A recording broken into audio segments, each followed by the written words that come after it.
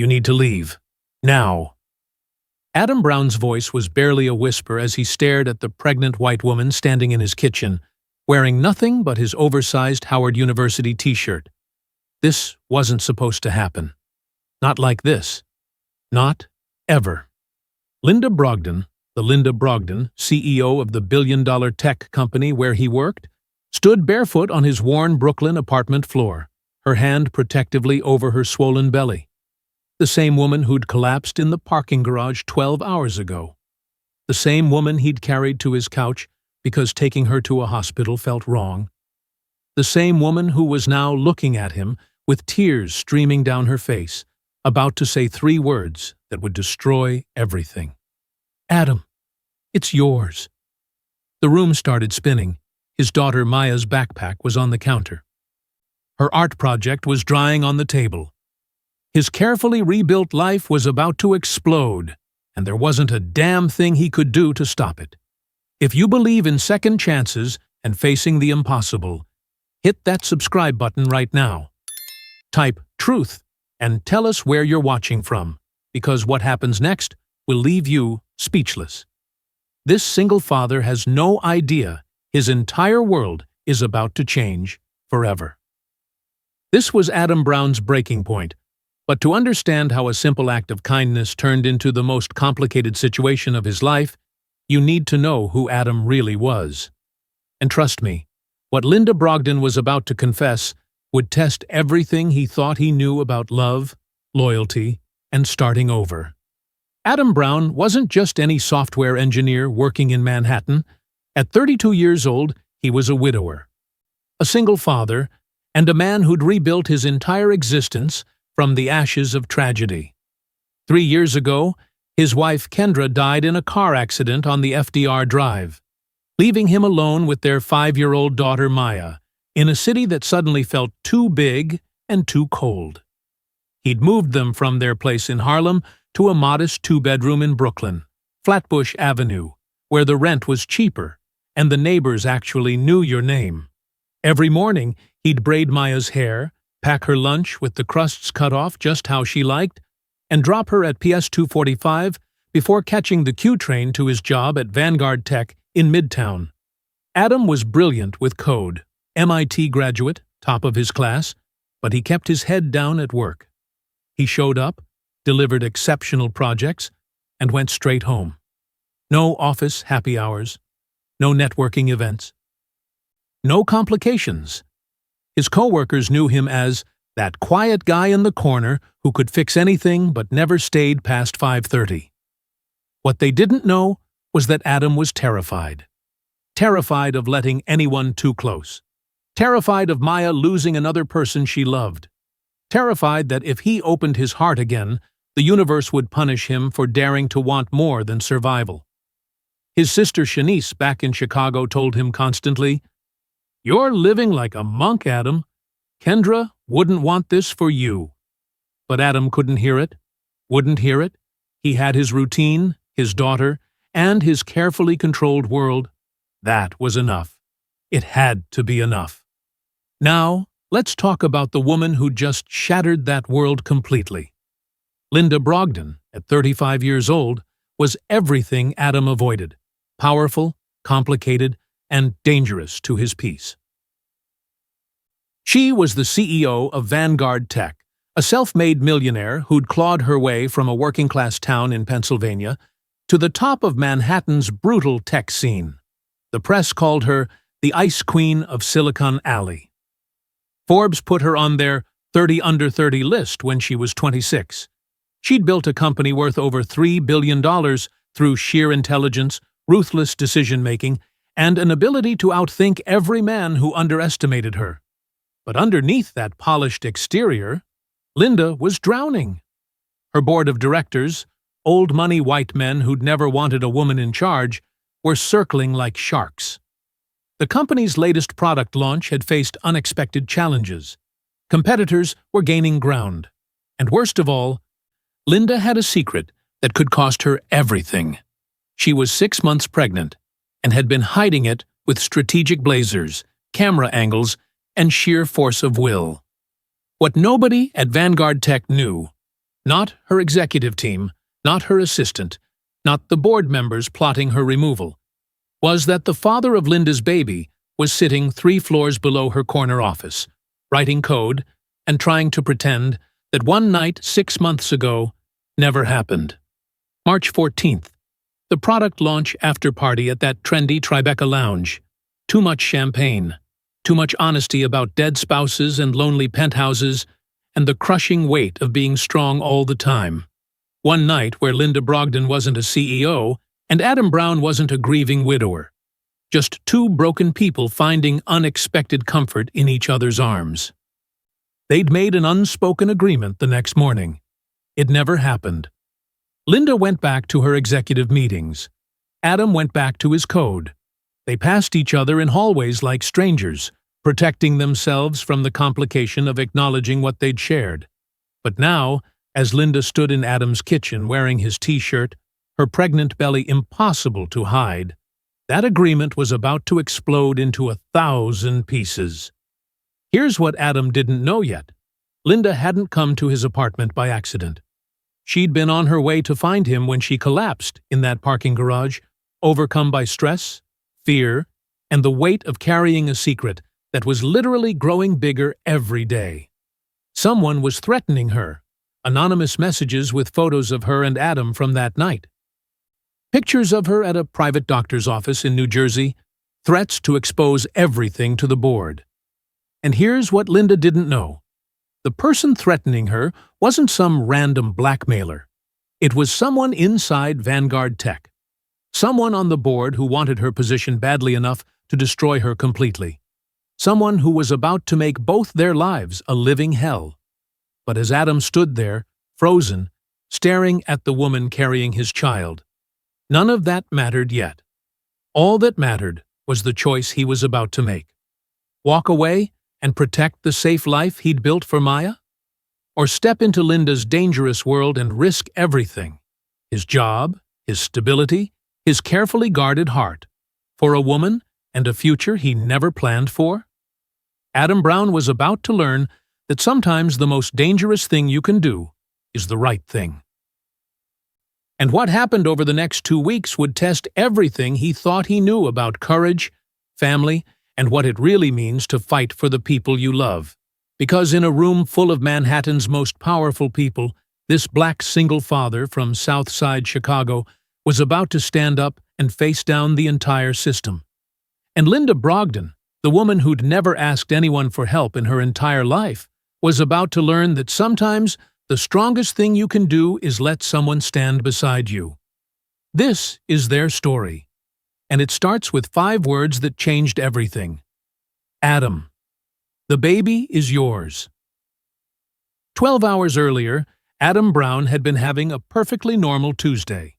He'd closed out a debugging ticket, grabbed a bodega sandwich, and was heading to his car when he heard it. A sound like something heavy hitting concrete, echoing through the empty parking garage. Hello? His voice bounced off the pillars. 9:47 p.m. The garage should have been empty.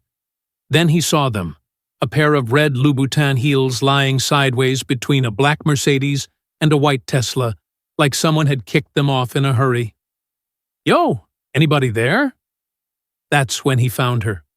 Linda Brogden, CEO of Vanguard Tech, crumpled on the oil-stained concrete. Her designer blazer twisted around her shoulders, mascara streaked down her face, blonde hair falling loose from its updo. She looked nothing like the ice queen who ran board meetings 3 floors above his desk. Ms. Brogden? Adam dropped to his knees beside her, his hand hovering uncertainly. Ms. Brogden, can you hear me? Her eyes fluttered open, unfocused and glassy. For a second, she just stared. Then recognition flickered across her face. Adam, she whispered, her voice barely audible. Her fingers clutched at his sleeve with surprising strength. I was coming to find you. What? Miss Brogden, I need to call. No. Her grip tightened. No hospitals. No one can. They can't. Her eyes rolled back and she went completely limp in his arms. Shit. Adam's mind raced through his options like debugging code. Hospital meant questions. Questions meant HR. HR meant gossip spreading through the office by morning. And if the CEO didn't want hospitals, there had to be a reason. He made a split-second decision he'd probably regret. Adam scooped her up, all 130 pounds of Manhattan's most powerful female CEO, and carried her to his beat-up 2015 Honda Civic.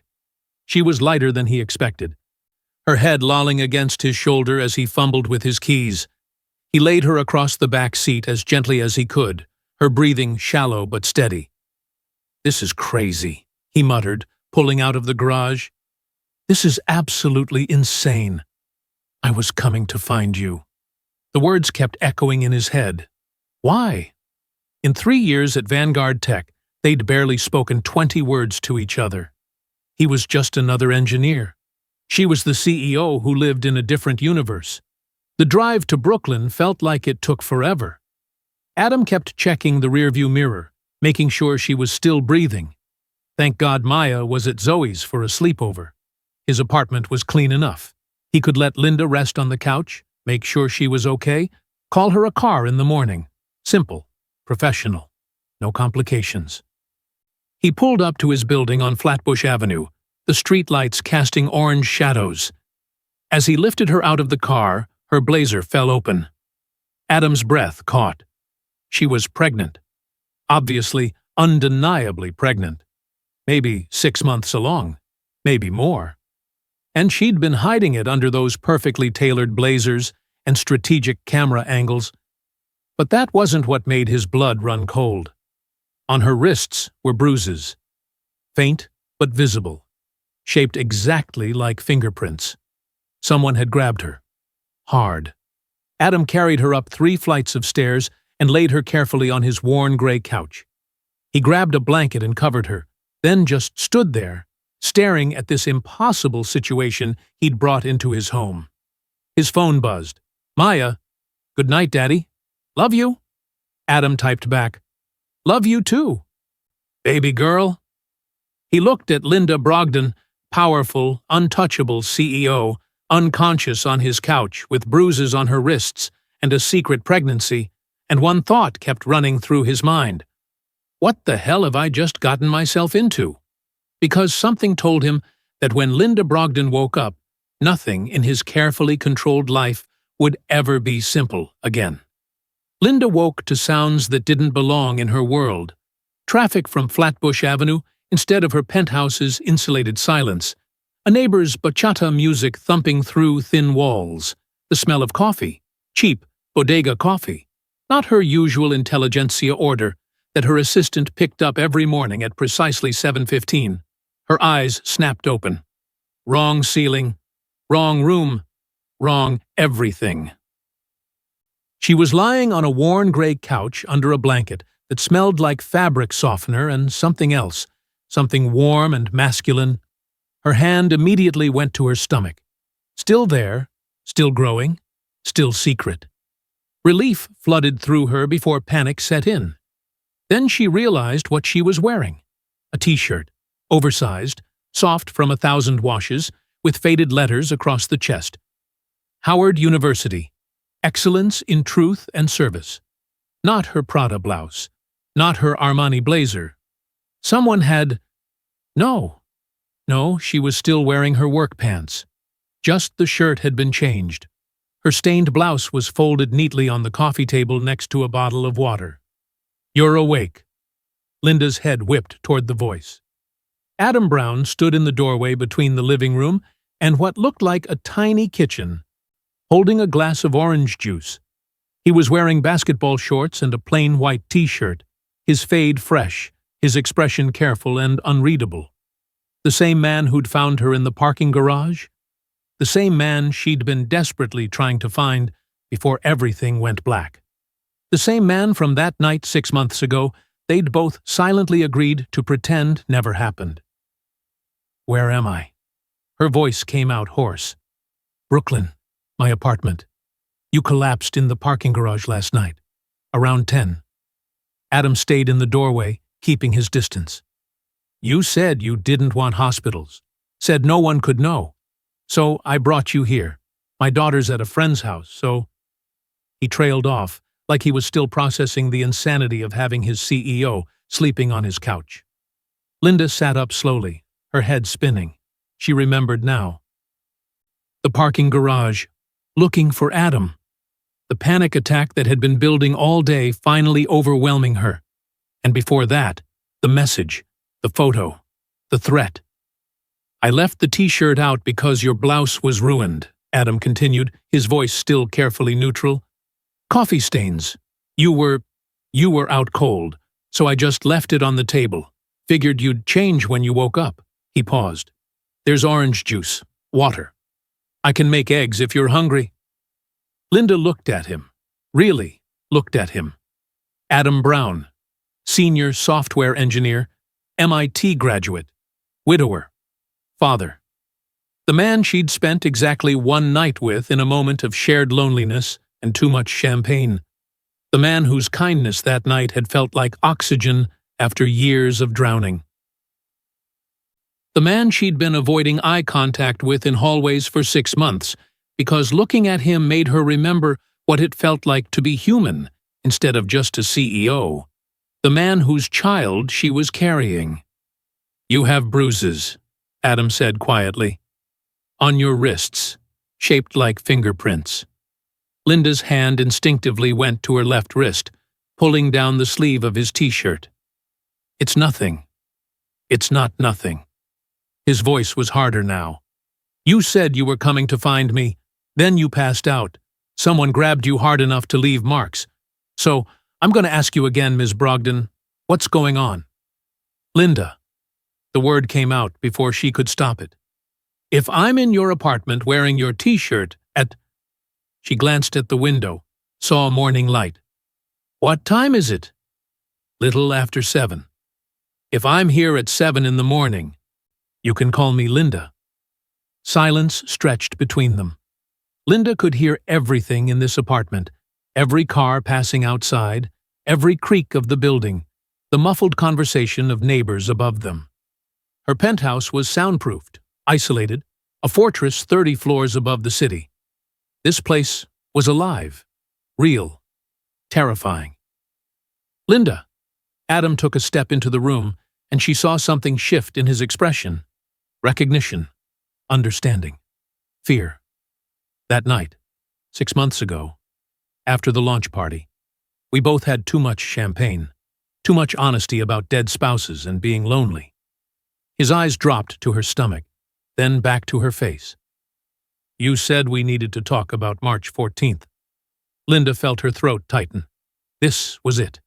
The moment she'd been dreading and desperately needing for months. No more hiding. No more pretending. Just the truth. Terrifying and impossible and real. She stood up slowly, Adam's t-shirt falling past her hips, and there was no way to hide it anymore. No strategic blazer, no careful camera angles, just the undeniable evidence of what that one night had created. "Adam," she said, her voice shaking, "I didn't come to find you last night because of work. I came because someone knows about us. About that night. And they're threatening to destroy everything unless—" Her phone buzzed on the coffee table. Once, twice, 3 times. They both stared at it. Linda picked it up with trembling hands. Unknown number. 3 new messages. The first was a photo, taken through Adam's apartment window sometime in the last 10 minutes. Her standing there in his t-shirt, pregnancy visible. Him in the doorway. Both of them clearly in his home at dawn. The second message was another photo. The board meeting room at Vanguard Tech, time-stamped for 9 a.m. this morning. 2 hours from now. The third message was just text. "Emergency board meeting. They're voting you out today. Unless you give me what I want. You have 1 hour to decide. A friend." Linda's hands started shaking so badly she almost dropped the phone.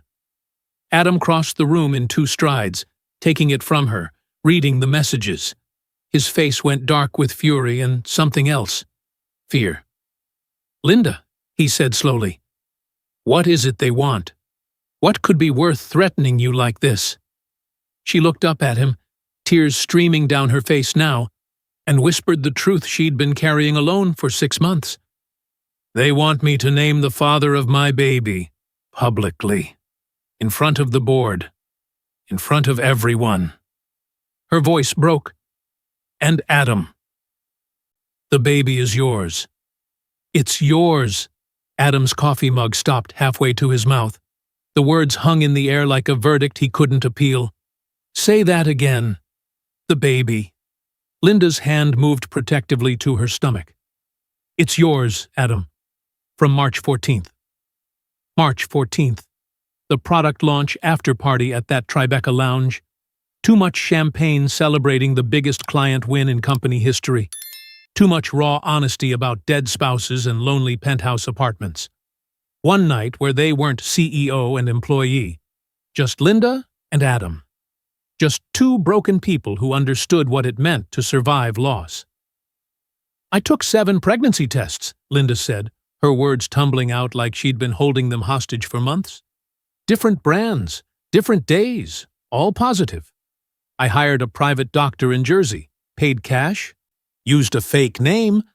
I've been hiding it with blazers and strategic camera angles, telling everyone I'm doing intermittent fasting to explain why I'm not drinking at company events." Adam stood up, started pacing. 5 steps to the window, 5 steps back. His mind raced through implications like debugging code. Maya, his job, the life he'd carefully rebuilt from grief. "The board can't know," Linda continued, her voice cracking. "Richard Ashford's already circling. He's been questioning my judgment in meetings, asking about leadership stability.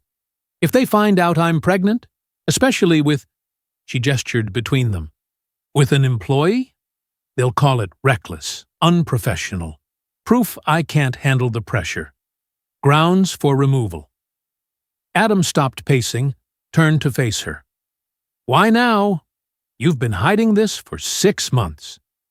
Why tell me now?" Linda's eyes met his, and Adam saw pure terror there. "Because someone else knows." Her voice dropped to a whisper. "And they're threatening to tell everyone." Linda pulled out her phone with shaking hands, scrolled through her messages, then handed it to Adam. "This started 2 weeks ago." Adam took the phone, his eyes widening with each swipe. Unknown number. The first photo showed him and Linda leaving the Tribeca lounge together that night in March, her hand on his arm, both of them laughing. The timestamp read 11:47 p.m. Someone had been watching. The next photo was Linda at a medical office in Jersey, walking out with paperwork in her hand. Then another of her in a different blazer, her stomach slightly visible from a side angle. Whoever was taking these had been following her for months. The most recent message made his blood run cold. A photo of his apartment building on Flatbush Avenue, taken from across the street. Time-stamped 2 hours ago, right around when he'd carried Linda inside. Below the image, "Know what this looks like? The fall of Linda Brogdon? Tick-tock." Jesus Christ. Adam scrolled back through, counting. 15 photos total. All taken without her knowledge. All perfectly timed to build a narrative of deception and scandal. "There's more," Linda whispered. She took the phone back, showed him another message from this morning. "Emergency board meeting. 9 a.m. today. Tell them the truth about the father, or I will. Your choice, Linda. Make it count." Adam felt his chest tighten. This wasn't just corporate politics or gossip. This was calculated. Dangerous. Someone had spent months documenting Linda's every move, waiting for the perfect moment to strike. "You go to the police?" he asked, though he already knew the answer. Linda laughed bitterly. "And tell them what? That someone knows I slept with my employee, and I'm scared they'll tell my board? That I've been hiding a pregnancy for 6 months?" She shook her head. "They'd laugh me out of the precinct. This isn't illegal, Adam. It's just ruinous." Adam's phone buzzed on the counter. He glanced at the screen. Maya's morning check-in text with Zoe's mom. "Good morning, Daddy. We made pancakes. Can I stay a little longer? Please, please, please. His daughter, his whole world, the one person he'd sworn to protect from any more pain or loss. If this situation exploded, and it was about to, Maya would be caught in the blast radius. The other kids at school would hear their parents gossiping. Teachers would look at him differently. His carefully rebuilt life would crumble. He could tell Linda to leave right now. Call her a car. Pretend this conversation never happened. Go pick up Maya, make those pancakes, keep their world small and safe and predictable. But he looked at Linda, terrified, pregnant, alone, and saw something that broke through every wall he'd built. She was carrying his child, and someone was hunting her. "How long do we have?" Adam asked quietly. "The board meeting's at 9. That's—" Linda checked the time. 53 minutes from now. Adam walked to his bedroom, grabbed his phone charger and his work laptop. When he came back, Linda was staring at him with confusion and something that looked dangerously close to hope. "What are you doing?" "You need to stay here, just until we figure this out." Adam plugged in his laptop, started opening files. "Whoever's doing this wants you cornered, wants you making desperate decisions, so we don't give them that. Adam, you can't. This will destroy you too. Your job, your reputation, Maya, I know." He met her eyes. "But you came to find me last night for a reason, and I'm not letting you face this alone." Linda's eyes filled with tears. "Why? You barely know me. That night it was just one night. You don't owe me anything." Adam thought about that, about Kendra, about the 3 years he'd spent in survival mode, never letting anyone close, never risking his heart, about how one night with Linda had felt like breathing again after being underwater for years. "Maybe not," he said. "But that's my kid you're carrying, and whoever's threatening you just made this personal." Linda opened her mouth to respond, but Adam's phone buzzed again. Not Maya this time. Unknown number. A text message. Adam's stomach dropped as he read it. "Touching scene, Adam. Real heartwarming. But you're making a mistake. Walk away now, and you stay out of this. Stay with her, and you lose everything. Starting with custody of that pretty little girl." Attached was a photo. Maya at Zoe's house, visible through the kitchen window, laughing as she ate pancakes. The photo was taken 15 minutes ago. Adam's hands started shaking with rage so pure it felt like ice in his veins. "They're watching my daughter." Linda's face went white. She grabbed the phone, saw the image, and something shifted in her expression, from fear to fury. "They're using Maya to get to me. To get to us." Adam looked at the photo again. Some stranger had been standing outside his daughter's friend's house, taking pictures of her through the window. His 8-year-old daughter who still had nightmares about losing her mother, who trusted the world to be safe, because he'd worked so hard to make it that way. "Call your sister," Linda said suddenly, her voice sharp with decision. "Tell her to pick up Maya. Get her somewhere safe, somewhere private." "And then what?" Linda stood up, her CEO mask sliding back into place, but this time it looked different. Not cold, not distant, dangerous. "Then we stop playing defense," she said. "Whoever's doing this wants me scared and alone and making panicked choices. They want me to walk into that board meeting and implode." Her eyes met Adam's. "So we're going to give them exactly what they want. And then we're going to burn their whole plan to the ground." Adam stared at her. "You have a plan?" "Not yet." Linda's smile was sharp enough to cut. "But I've got 50 minutes to come up with one. And, Adam, I didn't build a billion-dollar company by letting bullies win." She picked up her phone, started scrolling through contacts with focused intensity.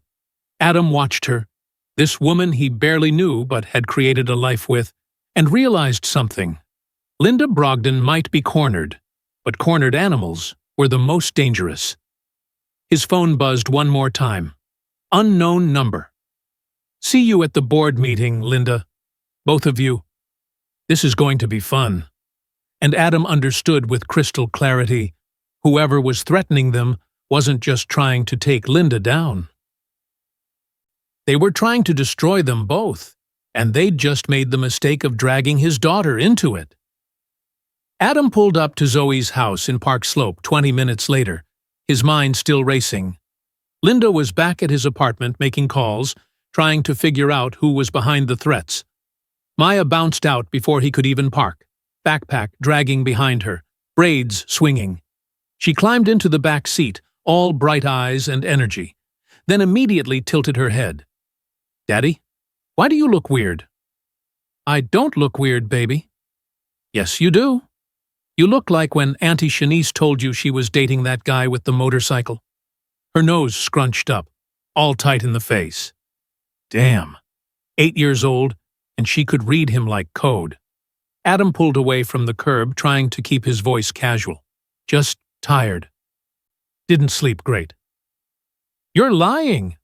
Maya said it matter-of-factly. No judgment, just observation. At a red light, her voice got quieter. "Is there a lady at the apartment?" Adam's heart stopped. "What makes you think—" "Because you never ask me to sleep at Zoe's unless something's up. And you're wearing your nice shirt, the one Mommy bought you." Her voice got smaller. "You only wear that shirt when something important is happening." The light turned green. Adam could lie, should lie, keep it vague and safe. But Maya deserved better than lies. Kendra had always said that. Kids know when you're not telling the truth, Adam. They always know. "Yeah, Maya," he said finally. "There's a lady, and it's complicated." "Complicated how?" "Like she needed help, and I'm helping her. But it might make things difficult for a while." Maya was quiet, processing. "Is she your girlfriend?" "No, not really. It's not like that." "Then what's it like?" Adam pulled up 2 blocks from their building. He looked at his daughter in the rearview mirror. This brilliant, beautiful girl who'd already lost so much. "Maya, you remember how sometimes grown-ups make messy choices? Like when Uncle Marcus got that tattoo?" Adam almost smiled. "Yeah, well, I made a messy choice a while ago, and now it's getting messier. But I'm trying to do the right thing." "What choice?" He could see their building now. "I'll explain inside. But Maya, I need you to know, I love you more than anything in this world, and everything I'm doing is to keep you safe." Maya's voice got very small. "Am I in danger?" "No." Adam said it firmly, even though he thought about that photo through Zoe's window. "I promise. But things might get confusing." "Is the lady nice?" Adam thought about Linda. Brilliant, terrified, fierce. "Yeah, she's nice. She's just going through something hard." "Like how you were after Mommy died?" Adam's throat tightened. "Yeah, kind of like that." They got out of the car. Maya's hand slipped into his as they walked toward the building. "Daddy?" Her voice was nervous. "That man across the street. He's taking pictures of us." Adam's head snapped up. Across Flatbush Avenue, partially hidden behind a parked van, someone had a camera with a long lens pointed directly at them. The moment Adam made eye contact, the person lowered the camera and walked away quickly, disappearing into the morning crowd. Adam's blood turned to ice. Inside. Now. He picked up Maya, even though she usually insisted she was too big to be carried, and moved quickly toward their building. "Daddy, you're scaring me." "I know, baby. I'm sorry." They made it to the apartment. Adam unlocked the door with shaking hands. Linda was standing in the living room, phone pressed to her ear, still wearing his Howard t-shirt. When she saw Maya, she froze mid-sentence. Maya stared at her, at the pregnant belly that was impossible to miss, at the expensive watch, at the wrongness of this stranger in their space. "Maya," Adam said carefully, "this is Linda." Linda ended her call slowly. "Hi, Maya." Maya looked from Linda to Adam and back again. Her 8-year-old brain was processing, calculating, piecing together clues. Then her eyes went wide. "Daddy, is that your baby?" Before either of them could answer, Adam's phone exploded with notifications. 10, 20, 30 messages in seconds. He pulled it out. They all contained the same thing, a link to an article published minutes ago. The headline made his vision blur. Vanguard Tech CEO Linda Brogdon pregnant with employee's child. Board moves to remove her. Below it, photos, them leaving the Tribeca lounge. Outside his apartment this morning. Linda had her phone too, staring at the same article, her face drained of color. "They didn't wait for the meeting," she whispered. They destroyed me." Adam's phone buzzed one more time. Unknown number. "Told you it would be fun. You're both finished." "Oh, and Adam? Maya's adorable. Would hate for her to end up in a custody battle. Just saying." Adam felt something snap inside him. Not break. Snap. He looked at Linda. Pregnant? Destroyed. He looked at his daughter's terrified face. He looked at the ruins of both their lives. And he made a decision that would change everything. 2 days later, Linda walked into the Vanguard Tech boardroom like she was walking into battle. Which, essentially, she was. After the article dropped, Adam had convinced her to fight back. "You don't let them win without a fight," he'd said. "Not after everything you've built." So here she was, back in the building despite the whispers, despite the stares from employees who'd read TechCrunch, despite Richard Ashford's attempt to lock her out. The boardroom was all glass and steel and Manhattan power, floor-to-ceiling windows overlooking Bryant Park, a mahogany table that cost more than most people's cars, leather chairs occupied by men in suits who'd never had to fight for anything in their lives. Richard Ashford sat at the far end, his smirk visible even from across the table. Salt and pepper hair perfectly styled, Rolex catching the light, the embodiment of old money and older attitudes. "Linda," he said warmly, fake as Splenda, "you look tired. Everything all right?" Linda smiled, set her leather portfolio down with deliberate precision. "Never better, Richard." She'd spent 45 minutes that morning getting ready. The right blazer to hide her pregnancy one last time, the right makeup to cover the exhaustion, the right armor to walk into this room and pretend the article hadn't destroyed her credibility. Adam had watched her transform from the scared woman in his t-shirt to the CEO who'd built a billion-dollar company. And he'd whispered, "Go show them who you are." The other board members barely looked at her. Margaret Chen, the longest-serving member, gave her a small nod. Everyone else studied their phones or the table or anything that wasn't Linda's face. "Shall we begin?" Richard opened his leather folio with practiced ease. "We have a full agenda today. Q3 projections, the new AI integration rollout, expansion into European markets."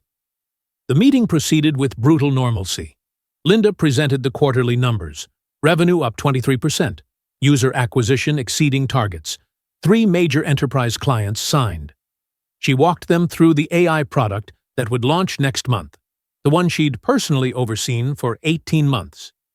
She answered technical questions with the precision that had made her CEO in the first place. For 90 minutes, it was almost possible to pretend the article didn't exist, almost possible to pretend she wasn't pregnant and terrified and fighting for her professional life. Then Richard struck. "Before we adjourn," he said, his voice taking on a different quality, sharper, calculated. "I've been hearing some concerning things about leadership stability. Some directors have expressed worries about judgment calls, personal entanglements that might affect company direction." The room went silent. Every board member suddenly found the table fascinating. Linda's blood went cold. This was it. The moment she'd been dreading. "I'm not sure what you're referring to, Richard." Her voice stayed level, professional. "Really?" Richard leaned back in his chair, steepled his fingers. Because I think we both know there have been some questions about your recent behavior, cancelled meetings, evasive answers about your availability, and of course, he paused for effect, certain articles that have raised concerns about your judgment. Articles based on anonymous sources and speculation, Linda countered. Not facts. Are they speculation? Richard's smile widened. Because the photos seemed quite factual to me. Margaret Chen cleared her throat. Richard, if you have concerns about Linda's performance, you should raise them formally, not through innuendo. Oh, I intend to, Margaret. Richard pulled out his phone, scrolled through something. In fact, I've been collecting feedback from several board members over the past few months. Concerns about decision-making. Questions about where the CEO's priorities lie. He looked directly at Linda. And whether those priorities are aligned with the company's best interests. Linda felt the walls closing in. He knew, or suspected enough to be dangerous. Either way, he was positioning for a vote, building his case, turning the board against her one conversation at a time. I think we all know what this is really about, she said quietly. Do we? Richard's expression was innocent, but his eyes were predatory. You've been trying to push me out since the day I took this job, because you wanted your protege in this seat, because you've never believed a woman could run this company. Careful, Linda. Richard's voice hardened. Unfounded accusations won't help your case. Neither will yours. Linda stood, gathered her materials. If you have formal concerns about my performance, Richard, file them properly. Schedule a review. But don't sit here and pretend this is about company direction when we both know it's about control. She walked to the door, her heart pounding, her hands somehow steady. Linda, Richard called out, you have maybe 2 weeks before I make my formal move. I'd suggest you use that time wisely. Get your affairs in order. Because when I call for that vote, you won't have enough support to survive it. Linda turned back. We'll see about that. She left the boardroom with her head high, her armor intact. Made it to her office before her hands started shaking. The corner office overlooking Bryant Park, floor-to-ceiling windows, the space she'd earned through 15 years of brutal work and brilliant decisions. Her assistant knocked softly. Ms. Brogdon, are you okay? I'm fine, Sarah. Hold my calls. Linda waited until Sarah closed the door. Then she walked to the window, looked out at the park where tourists and locals moved through their normal Tuesday, completely unaware that 300 feet above them, someone's world was ending. She pulled out her phone, called Adam. He answered on the first ring. How'd it go? It's happening. Linda's voice cracked. Ashford's coming for me. He has the board. He has the votes. I have maybe 2 weeks before he calls for my removal. Then we have 2 weeks to stop him. Adam, you heard what he said in there. What he implied. He knows about us. He knows about the baby.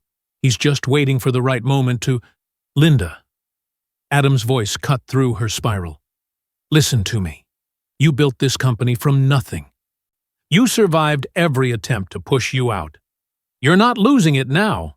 Not to Richard Ashford. Not to anyone. You don't understand. He has the votes. He has a plan, Adam interrupted. And plans can be broken. You taught me that, remember? You told me the best way to beat code is to understand its logic, find its weakness, exploit it. Linda pressed her forehead against the cold glass. This isn't code, Adam. No, it's better. It's people. And people make mistakes. A pause. I've been digging, Linda, into Richard Ashford's background, his connections, his financial dealings, and I found something. Linda's heart started pounding for a different reason. What? Not over the phone. But let's just say Richard Ashford isn't as clean as he pretends to be. And if he's going to use your personal life against you, then maybe it's time we returned the favor. Adam, that's necessary. It's necessary. His voice was steel. They threatened Maya. They destroyed your reputation. They're trying to take everything from both of us. So yeah, I'm going to fight dirty. Question is, are you with me? Linda looked out at Bryant Park, at the city she'd conquered once already, at the empire she'd built with her own hands, at everything she stood to lose. What do you need me to do? Meet me at the apartment tonight, after Maya's asleep. And Linda? Adam's voice softened. Bring everything you have on Ashford. Every email, every memo, every interaction that felt wrong. We're going to build a case that makes his look like amateur hour. Linda ended the call, turned back to her office. Her eyes landed on the framed photo on her desk, the day Vanguard Tech went public. Her standing on the floor of the New York Stock Exchange, looking like she owned the world. She'd fought for that moment, bled for it, and Richard Ashford thought he could take it away with threats and innuendo and anonymous articles? Linda pulled out her laptop, opened her encrypted files, and started downloading every piece of documentation she had on Richard Ashford's time on the board. Every questionable vote, every financial transaction that didn't quite add up, every closed-door meeting that violated governance rules. If they wanted war, she'd give them war. Her phone buzzed. Unknown number. Another message. Enjoy your last days in that office, Linda. The view's about to get a lot less impressive. P.S. Tell Adam his hacking attempts aren't as subtle as he thinks. We're watching. Always watching. Linda's blood ran cold. They knew Adam was digging, which meant they were tracking him. Tracking both of them. She grabbed her phone, called Adam back immediately. They know, she said the moment he answered, about what you're doing. They're watching your digital footprint. Silence on the other end. Then Adam's voice, quiet and dangerous. Good. Let them watch. Because what they don't know is that I'm not the one doing the digging. I am. A pause. I called in a favor. From someone who's very, very good at staying invisible. And what she's finding? Linda, it's bigger than Ashford. It's bigger than the board. What do you mean? I mean this whole thing. The threats, the photos, the article. It's not just about pushing you out. It's about covering up something much worse. Adam's voice was grim. And when we expose it, Richard Ashford is going to wish he'd never heard your name. Adam, what did you find? Not yet. Not until I'm sure. But Linda? His voice dropped. Whatever happens in the next 2 weeks, whatever they throw at us, don't back down. Don't apologize. Don't give them an inch. Because we're about to flip this entire thing on its head. Linda looked out at Bryant Park one more time, at the empire she'd built, at everything she was fighting for. 2 weeks, she said. 2 weeks, Adam confirmed, and then we burn it all down. Adam was reviewing Ashford's financial records Saturday morning when his apartment door burst open without warning. Lord have mercy, it smells like white people coffee in here. Adam's head snapped up. Shanice? What are you? His sister stood in the doorway rolling a leopard print suitcase, box braids swept high, wearing her I came to start mess face. So, she said, pushing past him, you gonna introduce me to the white lady sleeping in your bed? Or we just ignoring that? How did you? Maya called me, said there's a fancy pregnant lady staying here, and Daddy's acting weird. Shanice dropped her suitcase with a thud. What happened to I'm focusing on Maya and I'm not ready to date? Linda emerged from the hallway barefoot in Adam's sweatpants and Howard hoodie, blonde hair messy, looking nothing like a CEO. The women locked eyes. You must be Shanice, Linda said carefully. And you're the CEO, right? The one who tried to work through contractions at a board meeting? Shanice tilted her head. Linda blinked. That was Braxton Hicks. How do you know that? Baby, I know everything. Shanice moved closer, studying Linda. I know you built a billion-dollar company. I know the board's trying to push you out. I know you and my brother did something stupid 6 months ago. She glanced at Linda's stomach. What I don't know is what you're doing to protect him, because Adam don't do casual. When he loves hard, and it breaks him when it ends. Her eyes never left Linda's face. You look temporary to me. The apartment went silent. Linda's jaw tightened. You don't know me. No, but I know my brother. Shanice's voice softened. And he's already in too deep. Question is, are you? Before Linda could answer, Adam's phone buzzed. Then Linda's. Then Adam's laptop chimed. All three stared at the screen. New email. Anonymous address. Subject, tick-tock. Adam opened it. His face going pale. Photos. Dozens. Shanice arriving. Maya hugging Linda goodbye. Adam and Linda on his couch reviewing documents. At the bottom, your sister's pretty. Be a shame if Chicago found out what family she's protecting. 7 days, Linda. Then everyone knows everything. Shanice stared, her bravado cracking. Adam, what the hell have you gotten into? Linda's hand found Adam's shoulder. Not Adam. Me. This is because of me. But Adam was already typing, his expression darkening with something Shanice had only seen once before, when Kendra died and Adam decided he was done being a victim. No, Adam said quietly, his voice steel. This is because they just made their first real mistake. They threatened my family.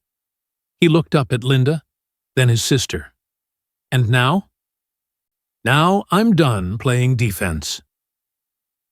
The annual Vanguard Tech Investor Gala at the Plaza was Manhattan Power Theater at its finest. Crystal chandeliers that cost more than houses, $1,000 plates, speeches about innovation and disruption delivered by people who'd never disrupted anything but their trust funds. Champagne that cost more than Adam's monthly rent flowing like water. Adam stood in front of his bathroom mirror, adjusting the Tom Ford suit that had appeared at his door 2 days ago, with a note in Linda's handwriting. Stand with me tonight? The suit fit perfectly. Custom-tailored, probably cost more than his Honda. He looked like he belonged in Linda's world, even though every time he caught his reflection, he saw the South Side kid who'd eaten government cheese. You look good, Daddy, Maya said from the doorway. Wearing her pajamas. Shanice stood behind her, arms crossed. You sure about this? Shanice asked quietly. Adam met his sister's eyes in the mirror. No, but I'm doing it anyway. 20 minutes later, he stood outside Linda's building as she emerged in a custom champagne-colored gown that flowed like liquid gold. The dress didn't hide her pregnancy anymore. It framed it, made it undeniable, made it part of her power instead of something to conceal. She was done hiding. You ready? Linda asked, her hand trembling slightly as she took his arm. To walk into a room full of Manhattan's elite with my pregnant CEO on my arm? Adam smiled. Yeah, I'm ready. The Plaza's grand ballroom was everything Adam expected. Old money and older attitudes wrapped in modern innovation rhetoric. They entered together, Linda's hand on his arm, and the room noticed. Conversations paused. Heads turned. Whispers spread like wildfire through expensive perfume and cologne. By the time they reached their table, front and center, impossible to ignore, the entire ballroom was buzzing. Adam pulled out Linda's chair. She sat with the grace of someone who'd earned her place in this room through blood and brilliance. He sat beside her, hyper-aware of every eye tracking their movement. They're staring, Linda murmured. Let them, Adam replied. Appetizers were served, something with truffle oil that probably cost $50 a bite. Adam was reaching for his water glass when a shadow fell across their table. Richard Ashford stood there in a tuxedo that screamed old money, his smile sharp as a knife edge. Linda, he said warmly, his voice carrying just far enough for nearby tables to hear. You look radiant. Motherhood suits you. The threat in his tone was unmistakable.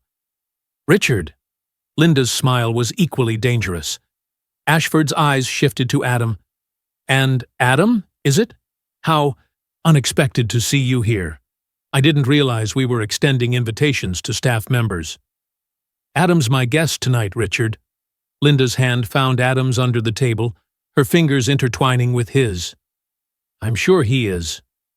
Ashford's smile widened. In fact, I think there's a lot the board would find interesting about your recent choices. The company you've been keeping. The priorities you've been setting. He leaned closer, his voice dropping. Enjoy the champagne, Linda. It might be your last gala as CEO. Then he walked away, leaving silence in his wake. Adam felt Linda's hand tighten around his, felt her whole body tense. He's going to do it tonight, she whispered. He's going to call for the vote. Right here, in front of everyone. Adam turned to face her, his voice steady. Then let him. Because what he doesn't know is that we've got something better than his threats. What's that? The truth. Adam pulled out his phone, showed her the screen. And it's about to destroy everything Richard Ashford's built. The dinner plates had just been cleared when Richard Ashford stood up, champagne glass in hand, and tapped it with his fork. The crystalline sound cut through the ballroom chatter like a blade. Ladies and gentlemen, he began, his voice carrying across the room with practiced authority. I apologize for the interruption, but there's urgent business that requires immediate attention.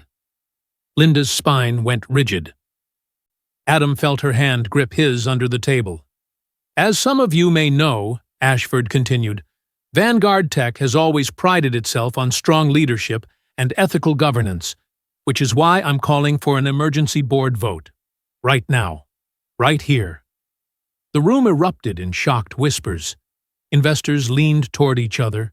A journalist in the corner pulled out her phone. Linda Brogdon has compromised this company with reckless personal conduct, Ashford announced, his voice rising above the noise. She's pregnant by a subordinate employee. She's been hiding it for months, lying to this board, to our investors, to everyone in this room.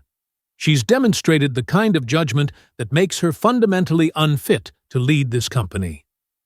The whispers became a roar. Camera phones appeared. Linda stood slowly. Her champagne gown catching the chandelier light, her pregnant belly impossible to ignore. Adam saw her falter, saw the moment her armor cracked, saw the woman who'd built an empire from nothing suddenly look small in a room full of people who'd never believed she belonged there in the first place. Then he stood too. You want to talk about judgment? Adam's voice cut through the chaos like steel. The room went silent. Every head turned toward him, this black man in a borrowed suit, standing next to the CEO they were trying to destroy. Let's talk about judgment, Richard. Let's talk about a board that questions a CEO's fitness because she's pregnant. Let's talk about who's actually built this company's value over the past 4 years. Adam's eyes swept the room. Linda took Vanguard from a $20 million startup to a billion-dollar company. She did that. Not the board, not the investors who showed up after the hard work was done. Her. He turned to Linda, his voice softening but still carrying across the silent ballroom. You want someone who never makes mistakes? Hire a robot. You want someone who's never lived, never loved, never been human? Good luck finding them. But you want real leadership? The kind that builds something that lasts? He looked back at Ashford. You already have it. The room remained frozen. Adam felt Linda's eyes on him, felt the weight of every gaze in the ballroom, felt his heart pounding against his ribs. Then Linda spoke, her voice clear and unwavering. Richard wants to talk about my judgment, about my choices, about my humanity, as if it's a liability. She placed her hand on her stomach. I'm pregnant. I'm in love with a man who works for this company. And I've run Vanguard better than anyone else could while doing both those things. She looked at Adam, and something shifted in her expression. The Ice Queen melting into someone real, someone vulnerable. someone done with hiding. "I've spent my whole life fighting alone," she said quietly. "Not anymore." Richard Ashford's face had gone red. "This is completely inappropriate." "No, Richard," a voice called from the back. Margaret Chen stood, her expression granite. "What's inappropriate is what I'm about to show everyone here." She pulled out her phone, connected it to the ballroom's presentation screen, and Richard Ashford's world began to burn. The presentation screen flickered to life, and Margaret Chen's evidence filled the massive display behind the head table. Emails. Dozens of them. Richard Ashford's name at the top of every single one. But Linda wasn't done. She stepped forward, her champagne gown catching the light, her voice steady despite the chaos erupting around them. "You want to know about judgment, Richard? Let's talk about yours." She pulled out her own phone with hands that didn't shake anymore, connected it to the system. More emails appeared, cascading across the screen like an avalanche. Correspondence between Ashford and Marcus Webb from TechCrunch, planning the exposé weeks in advance. "We need this to drop on a Wednesday," one email read. "Maximum damage before the weekend news cycle. Messages to an unknown number offering payment. 5,000 for photos. 10 if you can get video. 20 if you can prove the relationship timeline. Instructions to a private investigator. I need everything. Where he lives, where his daughter goes to school, his dead wife's family in Chicago. Pressure points." The ballroom had gone from chaos to absolute silence. You could hear the champagne bubbles popping in glasses. "You've been orchestrating this entire thing," Linda said, her voice carrying to every corner of the room. "The threats, the photos, the anonymous messages telling me someone was watching. All of it. All to force me out so you could install your puppet CEO and gut this company for parts." She pulled up another document. Financial projections showing Ashford's plan to sell Vanguard's AI division to a Chinese conglomerate for personal profit. "You weren't trying to save this company, Richard. You were trying to destroy it, and you were willing to threaten an 8-year-old girl to do it." The room erupted. Investors shouting questions, board members on their phones, the journalist in the corner typing furiously. Richard Ashford's face went from red to pale to gray. You can't prove. Those emails are out of context." "I can prove it," a voice called from the back of the ballroom. Everyone turned. Margaret Chen walked down the center aisle, her evening gown swishing, her expression carved from stone. At 58, she was Vanguard Tech's longest-serving board member, the only one who'd been there since before Linda took over. "I've been documenting everything," Margaret said, her voice cutting through the noise. "Richard came to me 3 months ago with this plan, wanted my support, wanted my vote. Told me Linda was too emotional to run the company, that we needed steady male leadership." She smiled coldly. "I've been waiting for the right moment to expose him." She stopped next to Linda, stood shoulder to shoulder with her. "I believe that moment is now." Margaret pulled out a tablet, held it up. "I have recordings of every conversation, every backroom deal, every promise Richard made to board members if they'd vote Linda out, including the $20 million he promised investors if they'd support selling our AI division to his Chinese partners." The room exploded again. Ashford stumbled backward, his face ashen. "You're lying," he managed. "All of you. This is a setup." "Is it?" Adam's voice was quiet, but deadly. He stood, pulled out his own phone. "Because I've got something else. Something your private investigator found but decided not to tell you about." He looked at Richard Ashford, and his smile was razor-sharp. "Want to tell everyone here about your offshore accounts? Or should I?"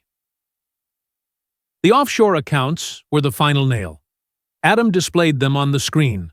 $12 million in unreported income, embezzled from Vanguard over 3 years, through fake consulting contracts and inflated vendor invoices.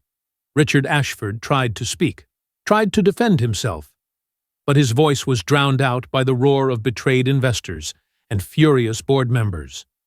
The emergency vote happened anyway, but the question had changed entirely. All in favor of immediately removing Richard Ashford from the board and referring this matter to federal prosecutors. Margaret Chen's voice was ice. Every hand went up, unanimous. Security escorted Ashford out through the service entrance while cameras flashed. The journalist who'd planned to run the hit piece on Linda was already rewriting her story. Corporate corruption, boardroom coups, the CEO who refused to be destroyed by old money intimidation. By midnight, Linda was trending on Twitter. Not as a scandal, but as a fighter. Adam and Linda left the plaza at 2 a.m., slipping out through a side entrance while the ballroom still buzzed with aftershocks. The car service Linda had arranged idled at the curb, and they collapsed into the back seat like survivors of a shipwreck. For 10 blocks, neither of them spoke. They just sat there, hands clasped, watching Manhattan slide past the tinted windows. Then Linda started crying. Not the quiet, controlled tears of someone maintaining composure. These were the messy, gasping kind. The tears that come when you've been holding your breath for months and finally, exhale. "I don't know how to do this," she whispered, her voice breaking. "Any of it. The baby. Us, being a person instead of just being a CEO." She pressed her palms against her face. "I've spent 15 years being invincible, being perfect, never showing weakness. And now I'm pregnant and scared and I don't know how to be vulnerable without falling apart completely." Adam pulled her close, let her cry against his shoulder, his Tom Ford jacket absorbing her tears and mascara. "Lucky for you," he said quietly. "I'm pretty good at figuring things out as I go. Had 3 years of practice?" Linda laughed through her tears, the sound half sob, half relief. 3 years of single fatherhood doesn't exactly prepare you for a pregnant CEO with corporate enemies and emotional walls thicker than Trump Tower. Maybe not, but it taught me that perfection's overrated, that love's messy, that family doesn't look like what you planned. It looks like what you build. Linda pulled back, looked at him with red-rimmed eyes and smeared makeup. "Is that a yes? We're actually doing this? Not just the baby, but us?" Adam thought of Maya, asleep at home with Shanice watching over her. Thought of Kendra, whose memory he'd carried like armor for 3 years. Thought of the life he'd built from grief, safe, controlled, small enough that losing it wouldn't destroy him again. Then he looked at Linda, pregnant and powerful and terrified, and realized safety was just another word for not living. "Yeah," he said, "we're doing this." Linda kissed him then, right there in the back of a town car stopped at a red light on 5th Avenue. Kissed him like she was drowning, and he was air. Kissed him like she'd been wanting to since that night in March, but was too scared to admit it. When they finally pulled apart, both breathless, Linda's phone buzzed. She glanced at the screen. Her face went white. "Adam," she whispered. "It's the private investigator, the one Richard hired." "What about him?" Linda's hands were shaking as she read the message. "He says Richard wasn't working alone, that there's someone else, someone bigger." She looked up, her eyes wide with fear. "And they're not done yet." 3 months later, Adam's Brooklyn apartment looked like a completely different place. A crib sat by the window. White wood with a mobile Maya had spent an hour picking out at Target. Little planets and stars that rotated slowly, catching the afternoon light. Linda's laptop had claimed permanent residence at the kitchen table next to Adam's, their code and spreadsheets mingling like their lives had. The fridge was covered in photos held up by magnets. Maya's school picture with her gap-toothed smile, Linda and Adam at Prospect Park on a Sunday morning, Shanice's last visit with her new boyfriend Marcus from accounting. Not the motorcycle guy, thank God. Maya had adjusted faster than anyone expected. She'd given Linda the nickname Miss Linda for the first month, keeping that careful distance. But one night, curled up next to Adam on the couch, she'd whispered, "I prayed for a sister after Mommy died. I just didn't know God was going to make it this complicated." The baby, a girl they'd decided to name Kendra Rose Brogdon Brown, arrived on a Tuesday morning in February, 3 weeks early, and absolutely determined to make her entrance during a snowstorm. Adam held his newborn daughter in the hospital room, her tiny fingers wrapped around his thumb, her eyes squeezed shut against the world. Maya leaned against his shoulder, peering down at her baby sister with a mix of wonder and suspicion. "She's really small," Maya observed. "You were smaller," Adam said softly. "Is she gonna cry a lot?" "Probably. Can we still have pancakes on Saturdays?" "Always, baby girl." Linda watched them from the hospital bed, exhausted but glowing, her blonde hair a mess, no makeup, looking more beautiful than Adam had ever seen her. She reached for his hand, and he took it, and Maya snuggled closer, and something profound settled into Adam's chest. This wasn't the life he'd planned after Kendra died.